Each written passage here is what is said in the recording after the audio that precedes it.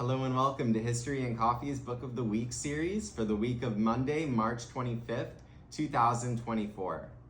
Today we are featuring Elizabeth Hinton's 2016 book, From the War on Poverty to the War on Crime, The Making of Mass Incarceration in America.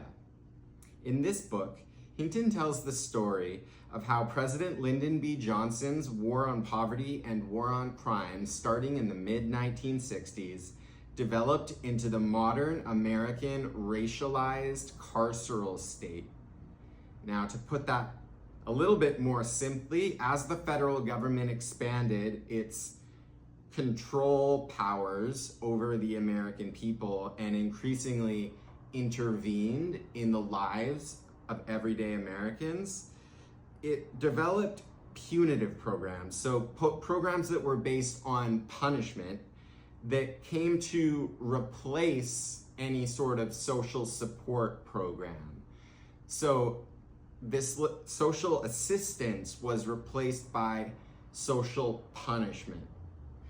And ultimately, this triumph of crime fighting over anti-poverty measures led directly into the war on drugs.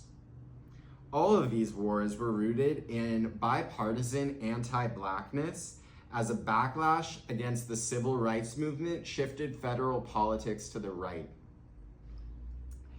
The urban uprisings in the mid to late 1960s accelerated these developments, and the ensuing federal policies sought to alleviate white fear by policing, criminalizing, and incarcerating young people in low-income Black urban communities.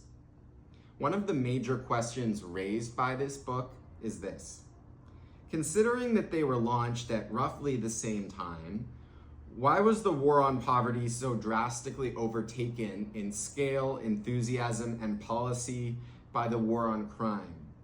For Hinton, the war on crime emerged from within the war on poverty to criminalize, target, and incarcerate people of color experiencing financial challenges.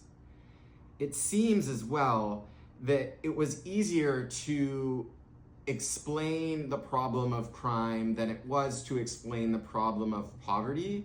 So by blaming crime, that was an easier thing for people to get their head around than trying to explain the underlying causes of poverty.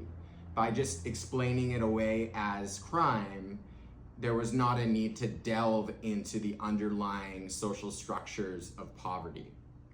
I now want to read a quote from the book that gets at the general lack of valid supporting evidence informing war on poverty and war on crime strategies. This is from page 25. Hinton writes, quote, "The federal policies described in this book escalated both violence and imprisonment, but failed to prevent crime and improve public safety. What is remarkable is that these policies' lack of success seemed fundamentally irrelevant to national, state, and local officials as those officials prosecuted the war on crime. The fact that much of the rationale for the war on crime was based on faulty statistics mattered little to federal policymakers in the end." End quote. Thank you so much for watching. I hope you will join me again for next week's edition of History and Coffee's Book of the Week. Enjoy your week, everyone.